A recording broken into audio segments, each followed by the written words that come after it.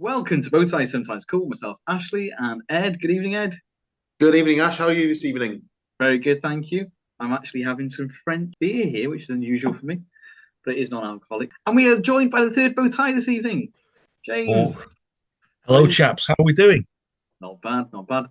Now we are gathered here to talk about the second outing of our favourite Bond after Roger, Mr.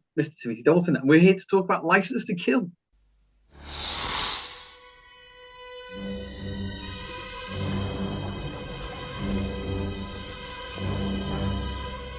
I want you to know this is nothing personal.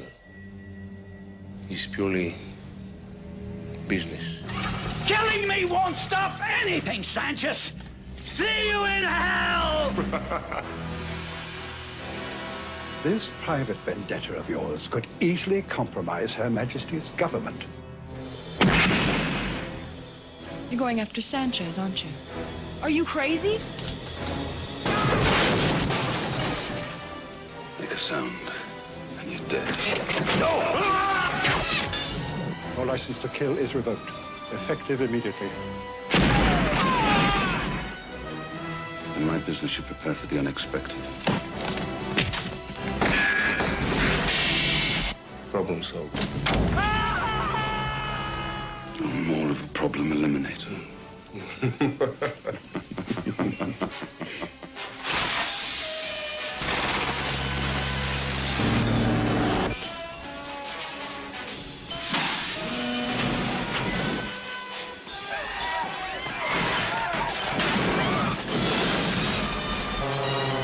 This is where it ends, Commander.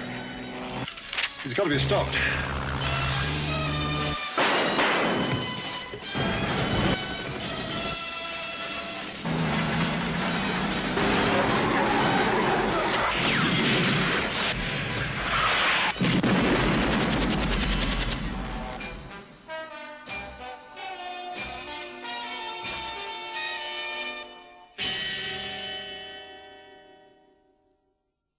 So, Edward, you've just confessed before we came on here. You've not done your homework this week. I'm not. It's not like me. It's not like me at all. I've had a busy week. I've been away. I've had appointments. I've had family.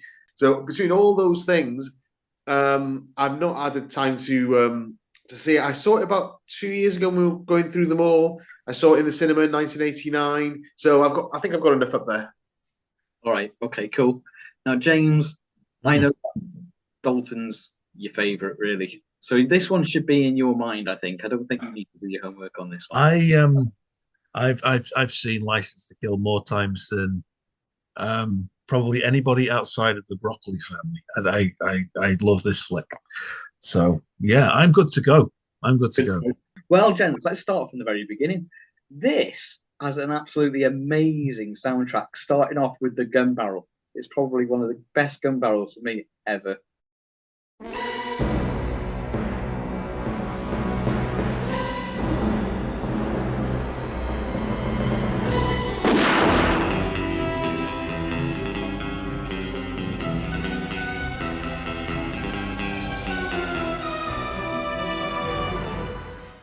But it just where you go boom. There's a lot. It's like, oh, this is different.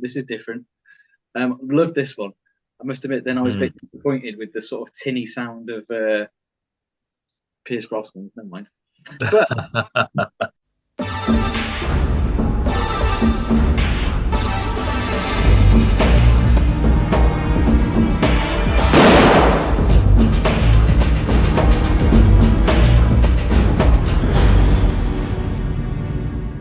But oh yeah. Do you know what? I love GoldenEye. I really do love GoldenEye, but I'm not sure about some elements of that soundtrack. But that's another time. We could go down a whole tangent there. Yeah. You are quite right. I mean, everything about this movie screams this is different, and we're doing it differently. And yeah, from the gun barrel, Michael Kamen gets a bit of stick because it is quite unconventional as a Bond soundtrack goes. But yeah, there's no dun dun dun dun etc. until afterwards when you've got this very powerful intro, and it's oh my god, attention seeking. You can imagine an audience sat there thinking, oh, we'll just have a normal gun barrel, but no, you've got this majestic and very powerful intro. So straight away, you've got the audience's attention there. I love it. Interesting fact. Well, I'm going to say facts. I remember reading this in an official Bond book, but some years ago, and I can't remember which one it was, so I can't source it. But I think the original intention, whether it was for the soundtrack or whether it was for the theme, the Gladys Knight theme, was for Vic Flick, who was the guitarist on John Barry's original orchestration for Dr. No, and Eric Clapton to record a new version of the theme of the James Bond theme, and that would be either the soundtrack for the movie or the title song. I'm not sure which, but for whatever reason, it didn't come off. I hope there's a recording of that somewhere, because that would be awesome. That would be fantastic. And one day I'd love to hear that if it ever happened.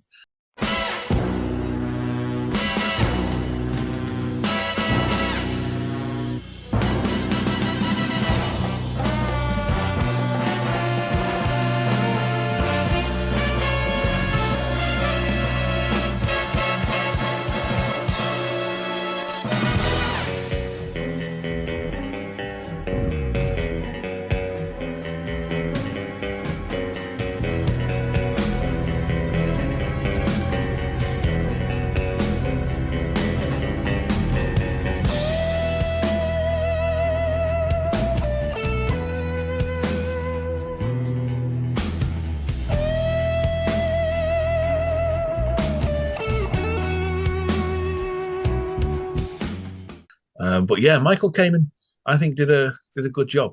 Did a good job. It just feels quite threatening from the off, doesn't it? Somehow, it's just the beat on it and just the music. You feel like, oh, this is dangerous. Yeah, and the whole concept behind the marketing of Dalton's Bond for both of these movies was this is a dangerous guy, and that score, Michael Kamen's score, really underlines that and emphasizes it. So right from the off, the first second of the film opening, it's shit. This is a different Bond film, and some people will like that, and some people won't. But you can't argue that it's not effective and gets its message across. So it's cool. And then we go into the pre-title sequence, where we've got Felix getting married.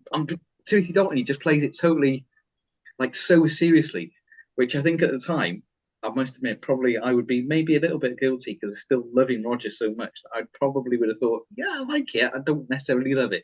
Now I've grown up a little bit more and kind of realised, this is fantastic. Of course, now when Daniel Craig's done that, people love him for it, as if he was like the first person to have played it that way. I just love how gritty this is. And of course, in 1990, there's pictures in Cannes and what have you. I think it was Cannes. They got it all set up. They were going to do another Bond film, Property of a Lady. Mm-hmm. They'd actually done a lot of the groundwork, and I think it was due to start filming, I should say, in around the May time or something like that. But then there's the issues, obviously, the legal issues.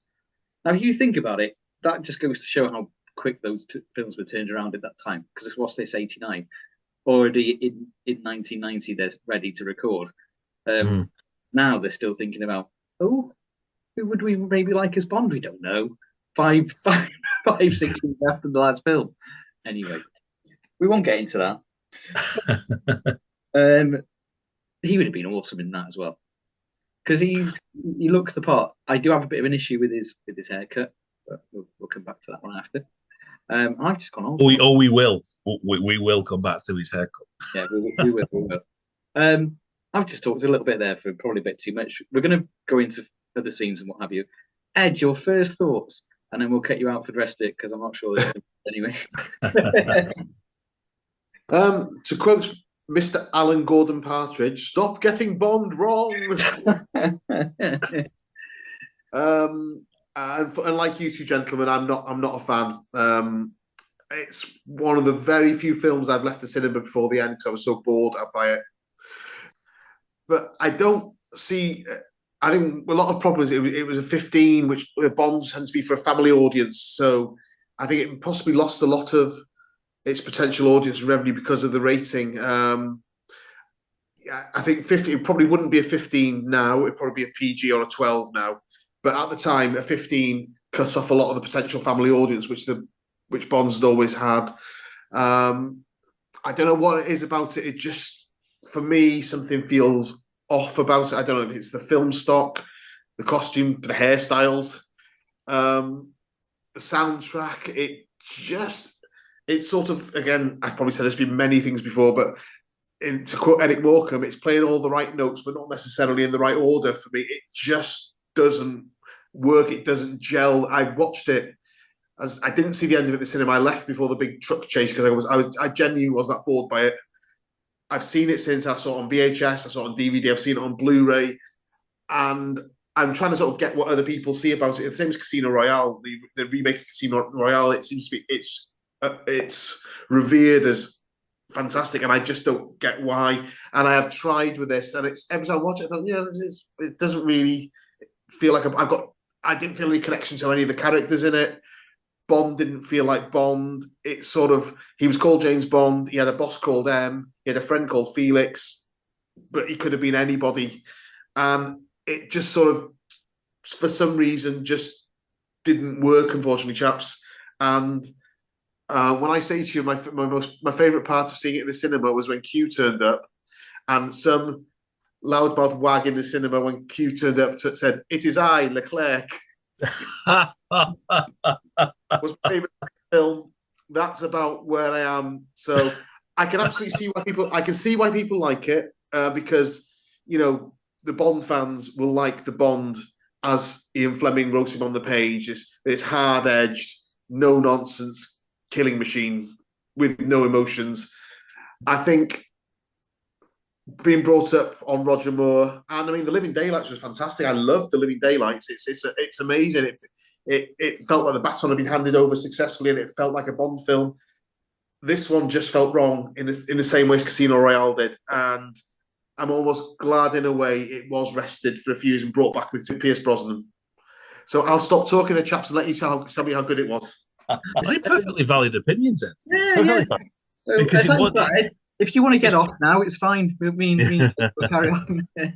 No, do you know what, Ed? You're not wrong. In some respects, it's not like a Bond film. Yeah, it's very gritty. What I do like about the fact is that, and I'm not really a great reader, so I won't pretend that I've read the books, but I know Timothy Dalton because I don't know him personally. Wish I did, but how he is, that would be how Bond was written. Yeah, so I like it from that viewpoint. And I do like the fact that it got a bit grittier, but it maybe went a step too far. I think the reason it got not the reason it got a 15, but you got to think of it as the time as well. It's got like Batman had come out then, got the Lethal Weapon films. There was lots of other films that were fairly dark, and I think it was almost like that's how things were at that time. It was trying to keep with the flow, which made it feel different to the other Bond films, and clearly, obviously, very different to Roger. I think Living Daylights works because it's serious, but there's like still the nods and the silly gadgets and all. I think with Living Daylights, it's a generic Bond script. It is a formulaic. Bond rocks up at M's office, is given a mission, goes off and does it, and there's all sorts of shenanigans. And it was written without knowing who was going to play the part, so it's generic.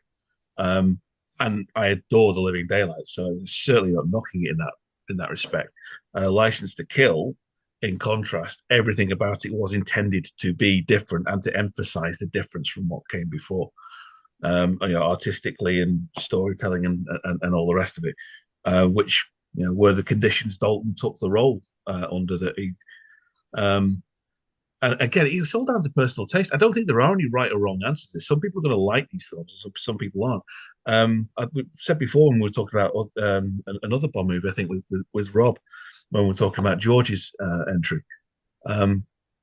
Although I say there's no Bond film I don't like, if You Only Live Twice is on the TV, I'm going to turn it off. I can't stand that flick. I can't stand it. Connery is so disinterested to the point of he's not even dialing in his performance. He's shouting it through an open window while taking a dump. Really, he's just not interested in the role at that point. This whole space rocket and volcano lair stuff winds me up, so I'll turn that off. And I think that's a valid response. You just don't like it. And I think the same, all the people who get upset with License to Kill, it's still a valid, it's a perfectly valid response. You don't like it, you don't like it. One of the glorious things about Bond, like Doctor Who, our other big passion, is it constantly reinvents and changes. And there are eras of Doctor Who. I won't go online and start saying I hate it and it's horrible, but there are eras I won't watch out of choice unless I have to. And it's the same with Bond. There are films I won't go to if I want to watch a Bond film, and there are others that I will, and I'll enjoy them for different reasons. There's a lot of things. I mean, I was thinking about this week while prepping for it. I think one of many reasons why I'm such a Dalton fan, apart from that, I've probably been low level crushing on him my entire life.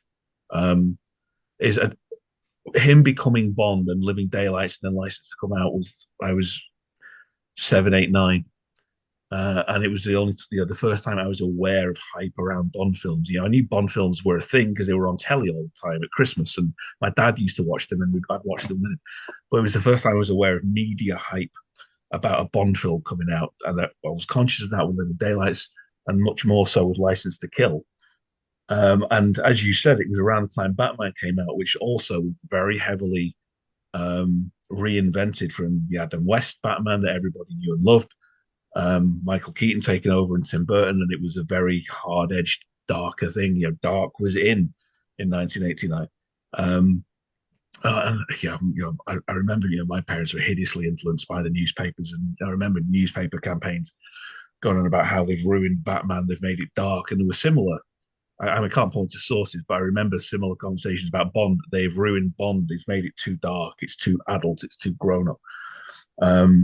Which I think, aside from the fact that they released License to Kill alongside Batman, Indiana Jones, Ghostbusters 2, Lethal Weapon 2, which I think is another reason, and the awful marketing campaign. There are other reasons it didn't do as well at the box office as they wanted it to. But that whole emphasis of it is darker, it has been spoiled, I think was really egged on by the media.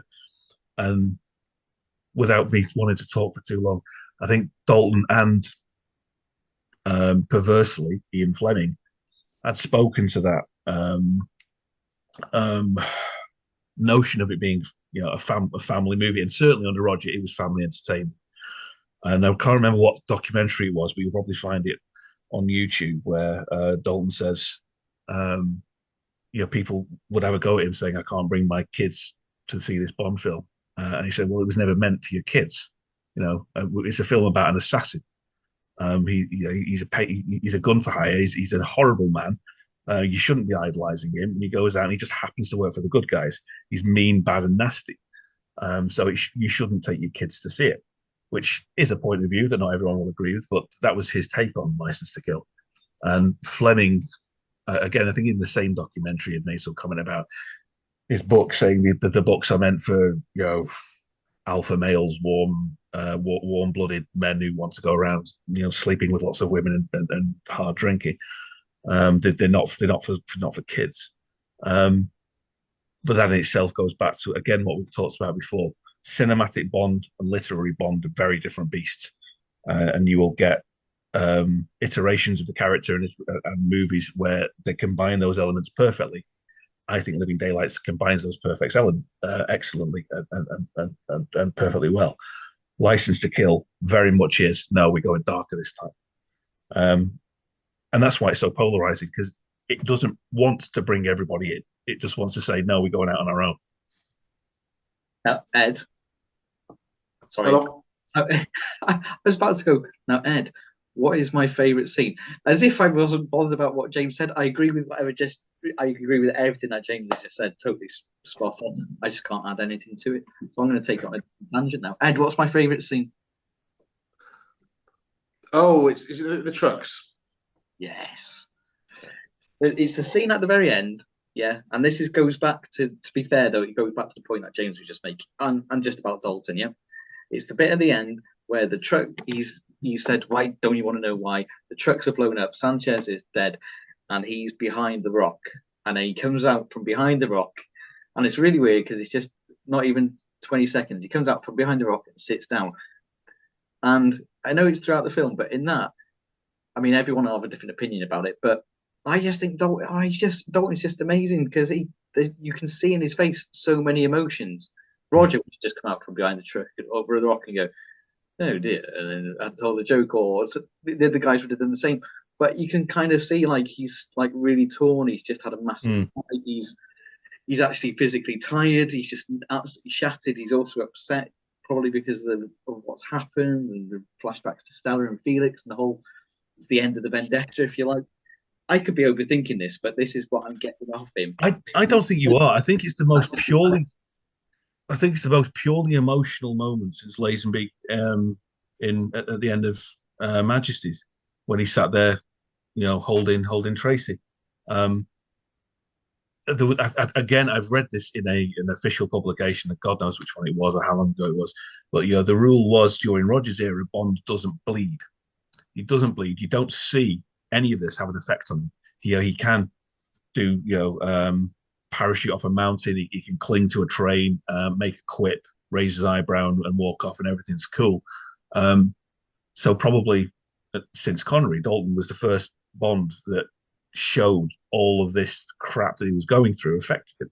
And it is completely wordless. He's silent. I agree with you completely. I think in that few seconds before Pam Bouvier turns up in the other truck and collects it, he's just leaning against a rock. Yeah, it is. Oh my! It's just how we feel like at the end of a work day. You get home, you think, Christ, and you just sit still, and you'll have a few minutes where you just stare at the wall and think, God, that was a hard day. It's all of that.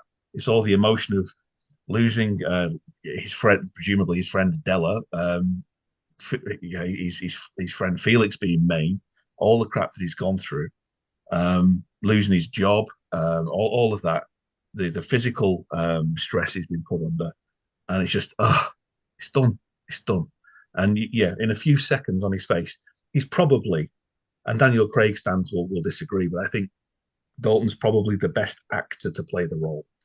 Doesn't mean that necessarily he's the best Bond, because that's always a matter of opinion, but I think he's the best actor to take on that part and to approach it as an actor.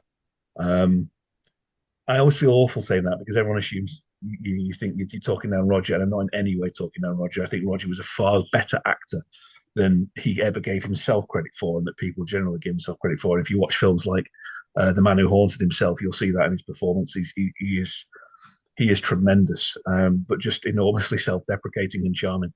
And if he has a compliant director who will let him do what he wants to do and just have a laugh, then that's what he'll give you. But they're all good actors. Even George is a good actor. He does the part well. But Dalton, whether he's your favorite Bond or your least favorite Bond, he understands the role. He understands what he's trying to convey, and he portrays it almost effortlessly.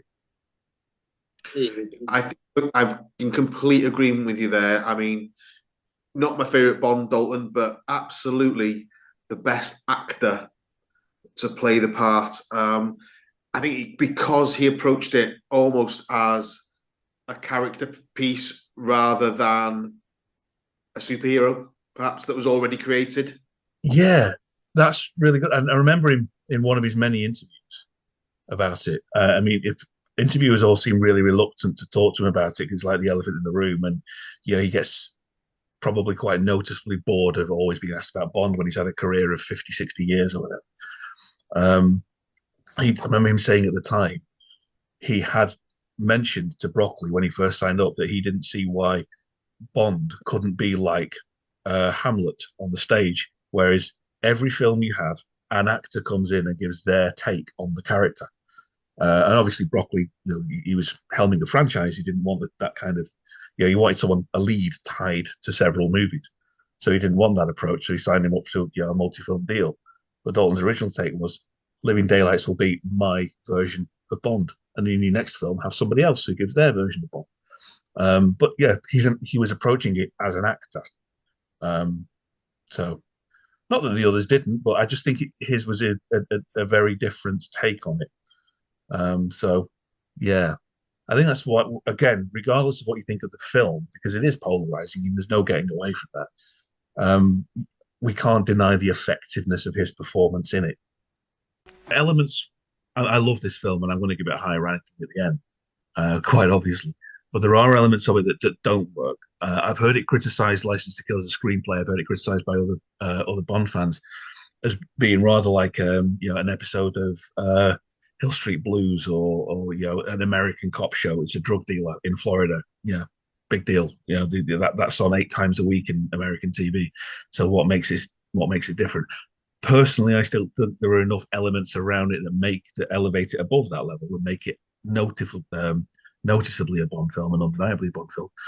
So the stunt at the start, obviously the plane, I think that's a great stunt. I think, and again, Dalton did do a lot of his own stunts. In as much as he could, he didn't actually hook a plane 20,000 feet up. He was about 20 foot off the floor, wasn't he? Yeah. But the point was, he still did it though. So yeah. There's that, and there was the going down the Gibraltar on the back of the Jeep in Living Daylights. He did that, and again, he has there's 2 pieces I remember him talking about that. There's one where his view was, as a viewer, you shouldn't think, oh, that's Tim Dalton doing his own stunts, or oh, that's a stuntman and it should be Tim Dalton. It should just be, that's James Bond and he's doing this. And it's about being lost in the moment. Those stunts, when I saw the movie, I mean, I'm always amazed at what you guys do in those movies. How much of that, I know it's the old question, but how much of that is you and how much of that? Well, quite a lot of it's me. I've always felt right from when I took over in the Living Daylights that the audience must be able to identify with Bond, so I've always made a point of getting involved in everything. That little clip you've just seen, I did get out of the aeroplane on the wire. And when it actually hooks I think it's a Cessna plane, helicopter, is that actually a helicopter and a plane, or those models? It was done for real. I mean, that wide shot to see it happening was done for real. Terrific stuff, yeah. And you had, I understand, a close call in a stunt this time. Is that right? I don't think so. I heard that you'd grabbed onto something and your watch caught on a... Well, I cut my finger once, but that wasn't doing a stunt. That was in the studio. The stunts are safe. I mean, we've got a terrific team of stuntmen, terrific team of special effects people, and they make sure everything's safe, because it's only a movie. It's when you're doing something very ordinary and very simple and quite controlled that you have accidents. Yeah, I just, coming over a conveyor belt, I caught my finger. Yeah, well, where else would you do? Coming over a conveyor belt, over an airplane, whatever. Is there, for a while, Bond seemed to be getting to be a caricature, maybe a little bit of a cartoonist. Is he back to more of a, I felt he was more of a regular. Well, I'd like to think so. It's certainly been everything I've aimed for and everything I've committed to. I think Bond now in this film certainly is right back in the world that the real James Bond inhabits. It is dangerous, it's tough, it's a lot more violent, it's exciting and tense. So, well, do you know what? I feel like obviously we're going to go back to why Dalton's so great, but I think we probably need to stop for a second and maybe talk about something which isn't so great. Lovely tuxedo. Great look, but what happened with that haircut? What's going on there? And I suppose it's not a good look, is it? I just don't know what happened there. Listen, no, I've got to be careful because it might have been Tim. If it was your decision to have your hair like that, I love it. Fantastic. It's very Bela Lugosi, really, isn't it? He was like he was shooting a vampire movie on the side. Look, 1989, from what I can tell, was not a great era for gentleman's fashion in any stretch of the imagination. Even the tuxedo is ill-fitting. It just doesn't look right. What was wrong with his hair in Living Daylights? It was fine. So the very severe widow's peak he was sporting is a little extreme and doesn't really fit well. It's probably, of the Bond movies, the one in which Bond is dressed the least well. Again, I think there was some dispute. They wanted to put him in pastel colours and very sharp suits. And he said, well, again, Dalton's realism and devotion to realism coming out said, well, I am a spy. I'm supposed to be a spy. I would not be wearing loud, obvious clothing to make me stand out in the crowd. I would want to blend into the crowd. So put me in jeans and a polo shirt and that jacket thing that he had on. And that will be my look. I actually think that suit he wears after the wedding, when he finds Felix, he looks fine in that as Bond. Possibly the only film he doesn't wear a necktie. Bond. He wears the bow tie, obviously, with the tux, but it might be the only film. Might be wrong. I usually am. Where he doesn't wear a necktie. So yeah, he doesn't look great. Bond as a character doesn't look great. Dalton's sexy as hell in that, all the way through, and then he's, he pulls off whatever he's wearing. But as a look for Bond, it isn't great at all. And the hairstyle, somebody should have been fired and never work in film again after that.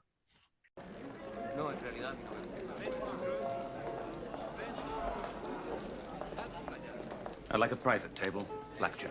Certainly, Senor Bond. Would you come this way, please?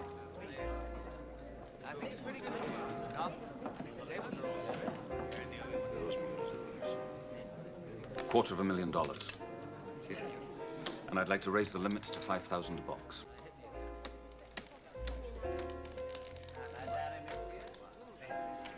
Let me have $500,000.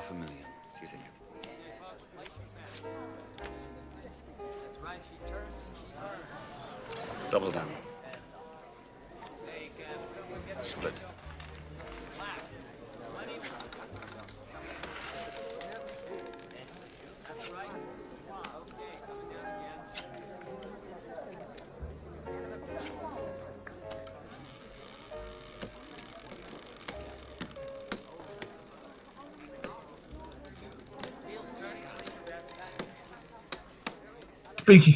Speaking of the cast, my God, I think this is a strong cast.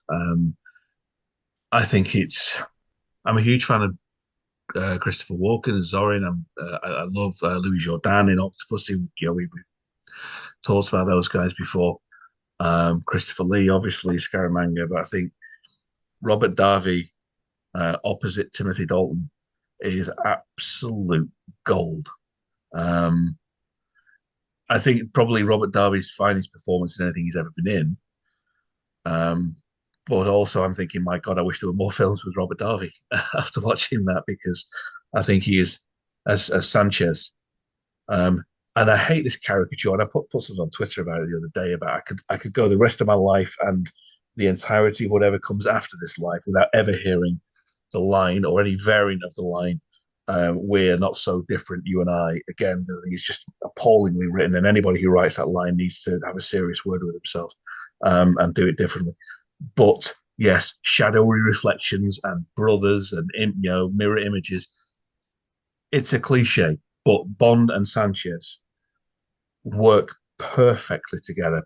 They're both exceptionally well portrayed, and their chemistry is real, which again is interesting because Dalton and Robert Davi are very different people in terms of their upbringing, in terms of their personal politics. Dalton's quite famously a bit of a lefty, growing up as he did. Robert Davi's Republican, but they socialize, their friends, and it's a really magnetic performance from both of them, and I think the chemistry on screen is exceptional. And I do think, and again, this will be controversial, Sanchez is probably the best written baddie for a Bond film. Maybe even going back to Connery.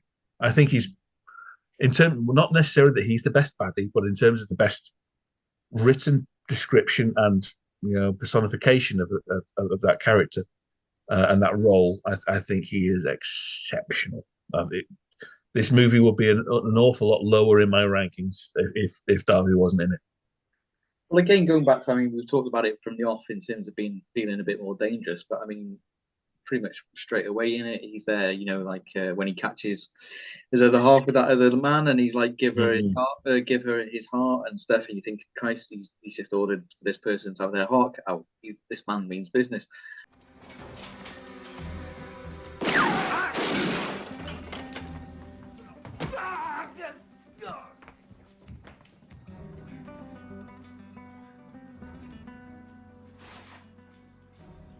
What did he promise you? His heart? Give her his heart. No, Franz. I didn't mean any harm. It's all right, baby. No te preocupes, eh? We all make mistakes. A bit later on, just takes a machine gun out of nowhere and shoots down Truman Lodge as well. Brilliant! Bonds. Another $80 million write-off. I guess it's time to start cutting overhead. Mr. Stark. Oh, good.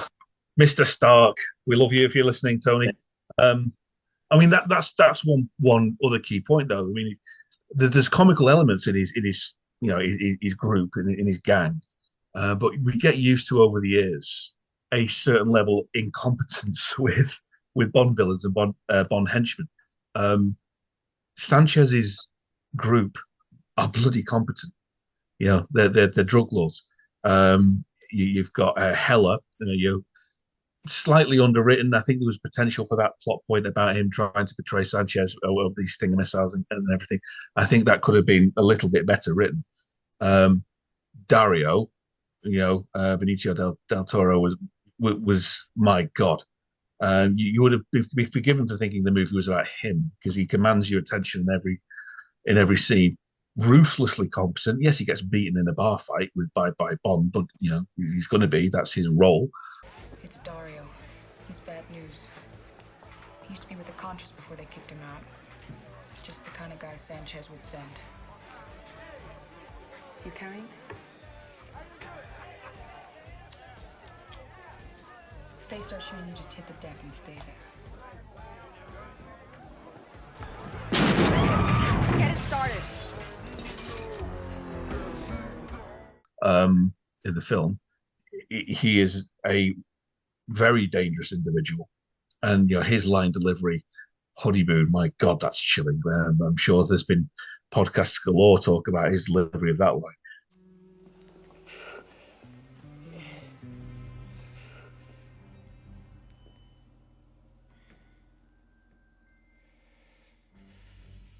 Where's my wife? Don't worry. We gave her a nice honeymoon. It's sinister, more sinister than anything we've ever seen in a Bond film before, and probably will do again before Daniel Craig's era. So Heller and Dario, excuse me, Truman Lodge. Yes, I suppose to a degree, stereotypical 80s accountant character, a little bit nervous, a little bit panicky. But also, he is good at what he is supposed to do. He's there to manage Sanchez's affairs and to raise money for him, and he does it expertly. And it's glorious to see his performance where he starts to lose it when he sees his boss is actually reckless as hell. And it's part of Sanchez's character, loyalty above money. So he would, if that's the choice, he'll abandon the money. And Truman Lodge, whose job it is to look after the money, sees all of the cocaine, gasoline tankers blowing up, the setup with Professor Joe. Again, comedy character, and we like him, kind of, even though he's obviously dodgy as hell. But he's competent. He does what he's there to do. So none of with the possible exception of the unnamed characters in the truck who end up getting driving off a cliff, Sanchez's group is competent and dangerous as hell. As much as Dalton as the dangerous Bond is a threat, the people he's up against are very much within their own talents and their own sphere, very much equal to that threat. So I think it adds an extra layer of tension. And again, I love things like Spy Love Me and Moonraker. Jaws is just to die for. I adore him. I love Richard Keel. But you get used to the idea of the comedy henchman who pratfalls his way through the movie. This ain't that. These are some very, very dangerous and ruthless people. And as good as Bond is, he's going to have to be at his best to get through it. Shit, I'm talking a lot again, aren't I? Sorry. Yeah. No, you're not joking. But yeah, they are ruthless guys. I mean, we haven't kind of seen, I don't think, for example, this before, where they put Felix Leiter on the meat hook and lure him down to the sharks without really, they're kind of watching on as if it's like, well, this is, we do this all the time type thing. There's nothing wrong with this. That's quite a normal fate.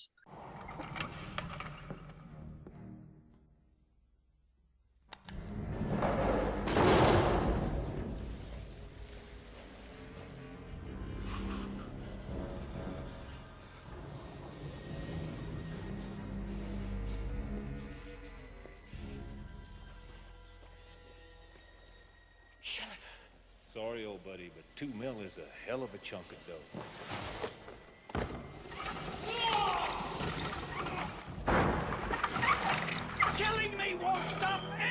Sanchez. There are worse things than dying, hombre.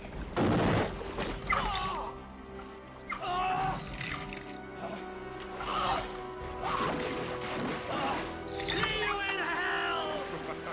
No. Today is the first day of the rest of your life.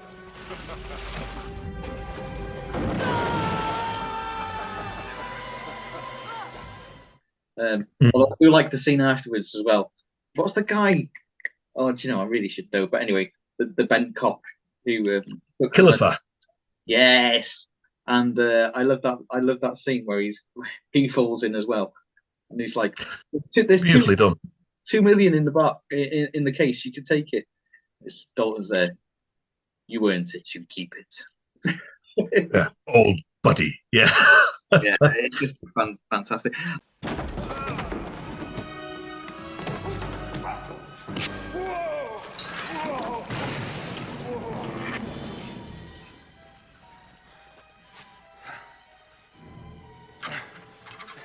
There's $2 million in that suitcase.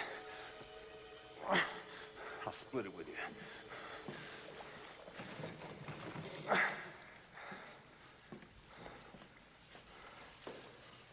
You earned it. You keep it, old buddy.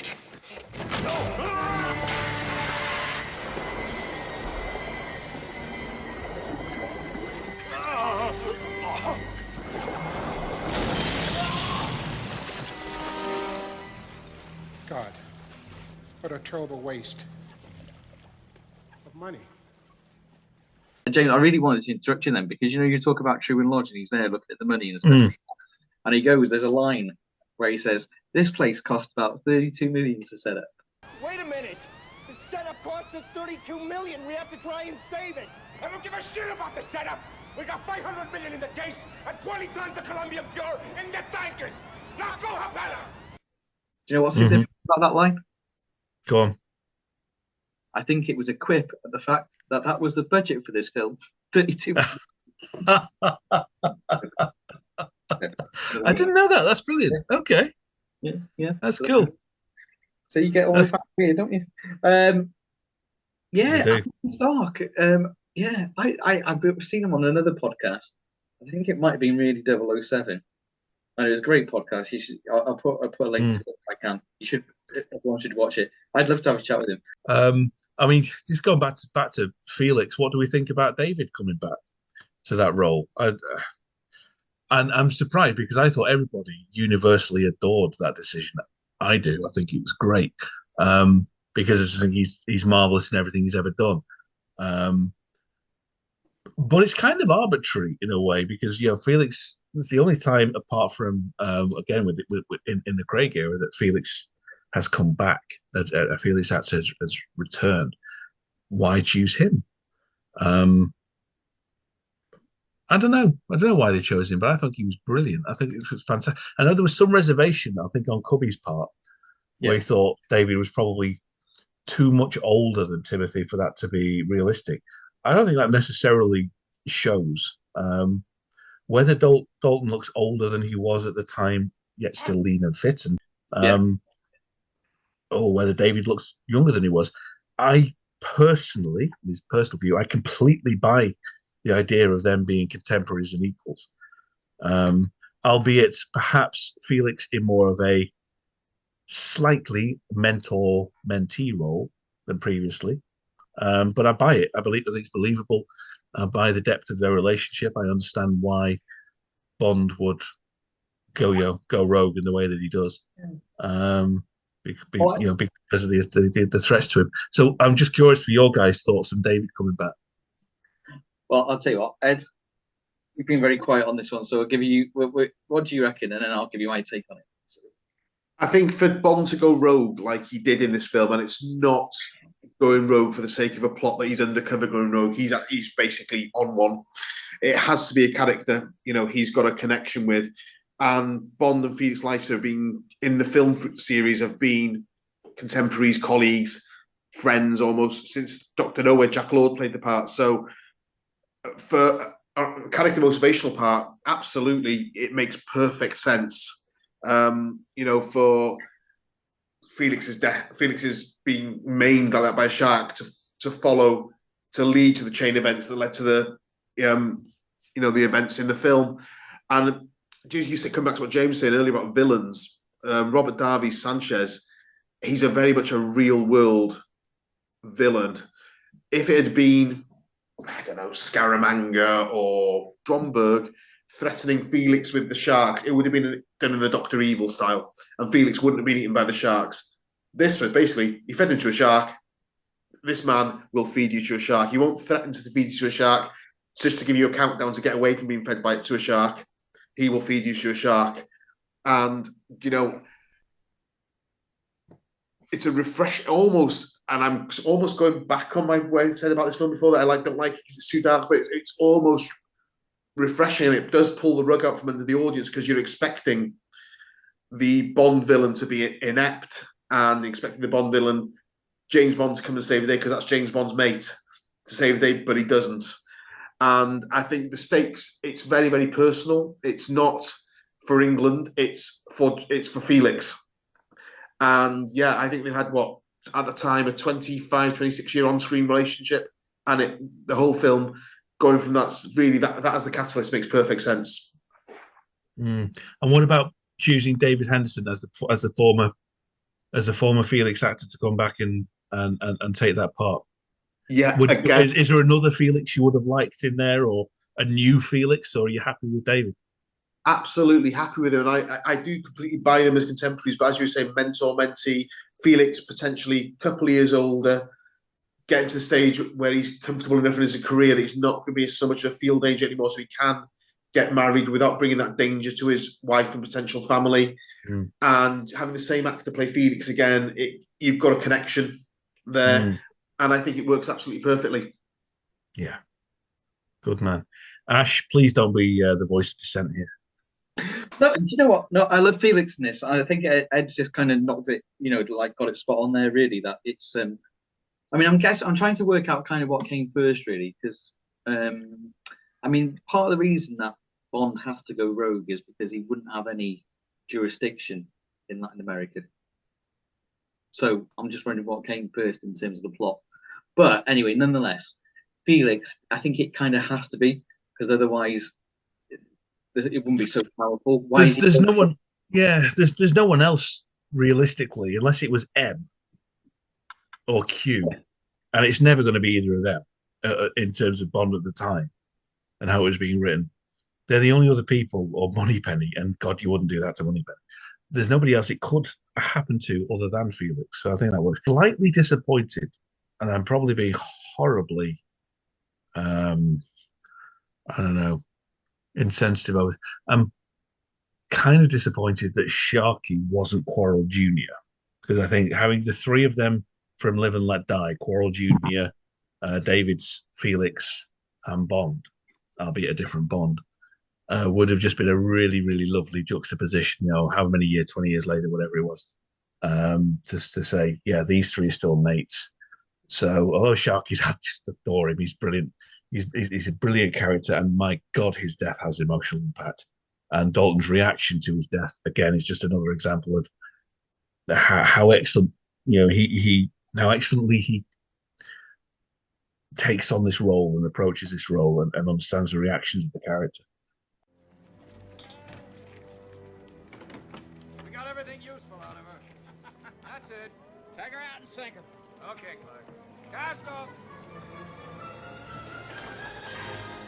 Compliments of Sharky.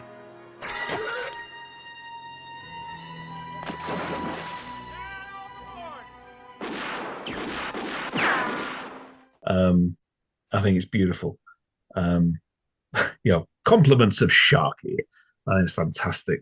I do think the producers missed a trick there in saying actually this is Quarrel Jr. and Felix and Bond, and they're all back together and they've been mates this many years, and they're still mates now, and they're going to go off together and have another adventure.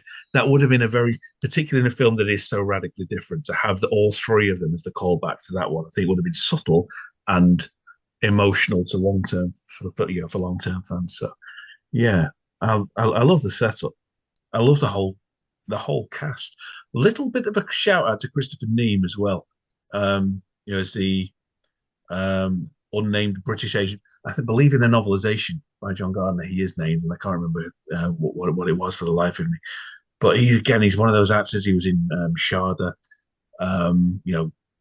Geeky fans like me, you'll see him in Dracula AD 1972 when he was Johnny Alucard. He's that kind of actor that whatever he's in, however big or small his role is, your eyes are going to draw to him. He's just a magnetic personality. And even that couple of lines, who would have a signature gun? James Bond. I'm shipping you straight back to London. All that kind of stuff. He's got a couple of lines and he delivers them beautifully. He just simply is one of those actors that wherever he's on screen, you're going to go, there he is. And you're going to look at him. He's wonderful. So I'm delighted he's in a Bond film. Not so sure about the ninjas and what narrative role they fulfill, other than it's the late 80s and ninja movies are a big thing in certain markets. So let's stick some ninjas in a Bond film. But hey, who am I to demur? Hey, Roger took that on in The Man with the Golden Gun. Yeah, my God. It makes even less sense here. We had Sean training as a ninja for all of a day and a half in You Only Live Twice, whatever. Roger in Man with a Golden Gun, and now Tim gets his shot with the ninjas, completely superfluously. But hey, it all comes together. It works out well. But do you know what? I feel like this has kind of got me quite passionate this evening. I feel like there's a guys, but they don't really do anything now, because I think just commitments have meant that they can't do as much as they want to. But James Bond Radio, and they kind of done lots of different films and they go over it, but they literally do it scene by scene. So they'll go through License to Kill or whatever it is, GoldenEye, and the video will be broken down over several episodes because it's like literally about 4 hours. They'll be like, right, okay, what do you think about this scene? What do you think about that scene? And I could probably do that with this film. There's loads I just love about it, and I probably could do that with quite a few of the Bonds, really. But that could just bore everyone. So what we'll do is, I think we're going to go around now. Ed, is there such a thing as a favourite scene for you? Well, I like the pre-credits. I like the pre-titles, which were very, very good. The parachuting into the wedding and all that. As you've previously mentioned, the score, the gun barrel, it's done brilliantly. It's one of those things. In Trial of the Time Lord, you see that space station and that opening shot, and you think, oh my Lord, we are in for a golden age here. Colin's going to be the Doctor forever. It's going to be the most amazing thing ever. I got the same feeling with the gun barrel. It's like, wow, this is good. This is different. And the pre-titles scene were fantastic. And then, I don't know, it just didn't work. But the gun barrel and the pre-title scene. James? No, okay, I'm going to, for you, Ed, I think that's probably as good as it's going to get. James, I'll give you an option of two. You can have two, because I know, come on, there's going to be loads that you could pick from. Well, there are loads, and they kind of all revolve around Tim. And we've talked about a few of them, but I'm going to go overall. I almost went for the one we'd already talked about, where at the end, and it's just a few seconds of of him and the emotion on his face. I will go for, because I'm a hopeless romantic. He was married once, but it was a long time ago. Scene where Della wants to throw the garter to him. The next one, the one who catches this is the next one which is a tradition I've never heard of, by the way. I've also never heard of the tradition of a bride kissing the best man. I mean, Jesus Christ. There's some very liberal weddings in Felix's neck of the woods, but I just love that. And again, is Dalton underplaying an actor's actor? If we're saying it was, no, I don't want it. She throws it anyway. He takes it, gives it a half smile, gets in the car and drives away. And Felix says, yeah, he was married, but it was a long time ago. It's so understated and so beautifully played by all three of them. I think it sets the scene for what's to come perfectly. Bond was married, his wife was killed straight away. Felix has just got married, his wife is about to be killed. So from an emotional, from a storytelling perspective, it sets the scene. It sets as a reminder for the audience, and and for new audience, for new watchers, it tells them this is why he is so pissed off. It isn't just that his mate and his mate's wife have been so brutally attacked. He's also dealing with his personal demons from his own life. So I love that scene. And again, that's why the codename theory is wrong, because Tim is obviously George.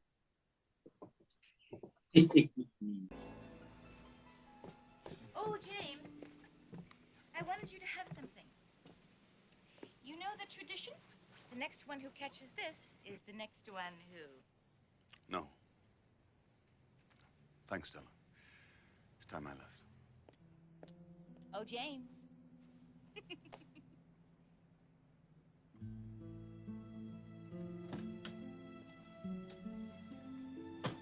I say something wrong? He was married once, but it was a long time ago.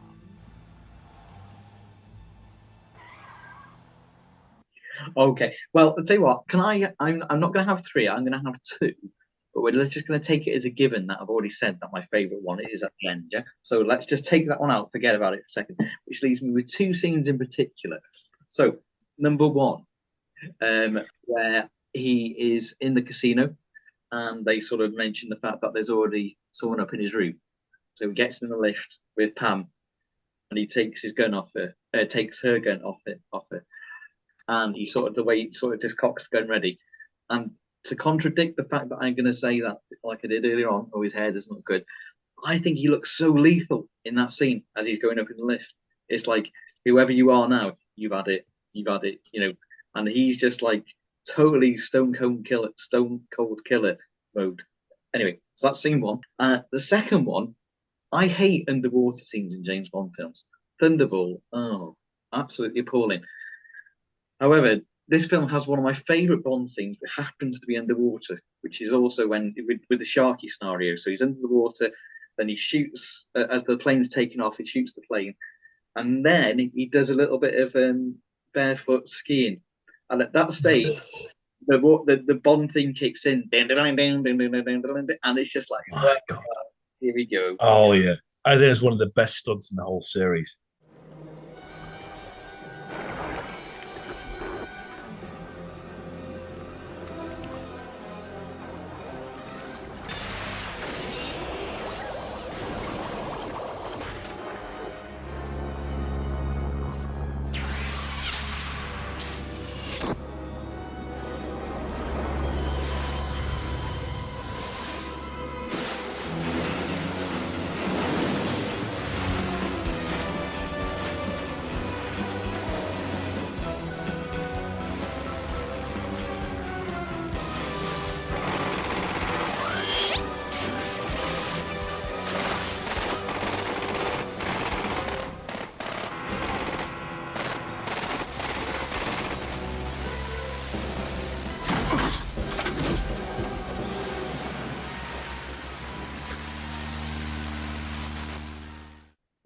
It's so well done and executed.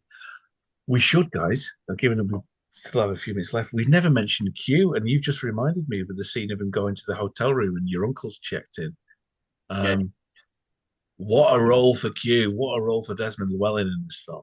It's gorgeous. Yeah, Q had to provide a bit of light relief because he played it so serious that Q's the funny bit in this one. He is, and it's again a lovely little inverse of their relationship. Q always being, stoic and very pissed off that Bond would take the piss out of his gadgets, and Bond always joking around. And now Bond's actually serious as hell, and Q's there, as you say, as a comic relief. But also, I think it's a beautiful note on their relationship that for 20 years, whatever it was, they've been antagonistic and digging at each other. But actually, when the chips are down, Q's got Bond's back. it's a shame the Moneypenny character wasn't written better in this. But obviously, you still got a sense of that emotional connection with it. She has clearly persuaded Q to go and help him. I wish we'd had a little bit more of that, but we didn't. But I love that, from Russia with Lovey, and he gave him the briefcase. It didn't really mean anything, but from Goldfinger with the Aston Martin onwards, there's always been that friction. They're having a pop at each other. They respect each other, but they're also really pissed off with each other pretty much the whole time. But when Bond really needs it, Q's there for him. And again, because I'm a hopeless romantic and a real soft ass, I adore that about it. And I just love that as a payoff for all of his years of loyalty, and years of bit parts and a couple of lines here and there, Desmond Llewellyn gets a meaty role and lovely big role, lots of lines, lots of scenes in a major release. I think, God bless him. What a guy. He deserved it. So, guys, what we're going to do, as we usually do, we're going to wrap it up with a score. I think this game, I don't know what the score is on IMDb. We'll put it on the screen now. It's like 6.7. But anyway, let's forget them, because what do they know? I'm going to give this one a 9. I'm not going. I've bigged it up. Why is it not a 10? Because there's some elements that don't feel very Bondy. But on the whole, I love it. Yeah. Edward, Edward's gonna give it 5.5. I think. Ed, what are you thinking, Ed? 3. Is that because he spelled license right on the credits? Yeah, that's it. No, to be fair, yeah. That's genuine. That's for. It's just I don't enjoy it. I'm sorry, guys. The cast, the 3 is for the cast, the acting. They're a bit. Dalton, Robert Darby, David Hedison, pretty much all the cast are stellar. They're amazing. It's just the film doesn't do it for me. The story, the plot doesn't do it for me, and I feel nothing with the characters. That's why I'm really sorry. We're all it's not the worst Bond film in Casino Royale, but you're so wrong, guys. Yeah. I'm not talking about the 67 one either, which is fantastic, but no. Brilliantly acted, brilliantly performed, everyone giving it their all. It's just I had no emotional connection to the characters, and the production did nothing for me. I'm sorry. Ed, that's fine. That's fine. James, back to normality. No. I've thought long and hard about this because I know you like to finish on a rating. And I'm loath to give things full marks. I could think of Octopussy, I've given a 10.4 in the past. I think Majesties, I probably gave a 9, an 8, or 9.4. Can't remember now. If you asked me at gunpoint, Casino, I would still tell people it's my favourite Bond film, and so I'd give that a 10. So Octopussy and Casino are at a 10. My criticisms of License to Kill, the more I thought about it this week, prepping for this, they're so minor as to be immaterial. So do you know what? I'll give this a 9.9. Oh, bloody hell. Fantastic. Well, there we are. And on that, and I can't even do the maths, but there we are. That's on average about 6.7. Oh, that matches IMDb. There we are. So Ash, what did you give it? I gave it a 9. 9 plus 9 plus 3 divided by. That's not right. 9.9 plus 9 plus 3 divided by 3. That can't be right. 9.9 plus 9 equals plus 3. Divide that by 3. 7.3. Well, yeah. And you know what? I think that's probably a fairly fair assessment, actually, considering some people will love it. And yeah, I'd go with that one. I can live with that. I can give it that. Well, gents, all I can say is thank you for coming on this evening. Good job you turned up when you did. Things were about to turn nasty. Why did he say it like that? You were just in time. Things were about to turn nasty. Honest to God. But anyway, it's been a pleasure. Edward, stop talking with you. God, Ed. Jesus. And on that bombshell, Ed, I've been Ashley. I've been Ed, apparently. And James? Oh, I've just rocked up because I'm scared of you guys. Oh, well, there we are. There we are. I could go with that. And on that bombshell, good night.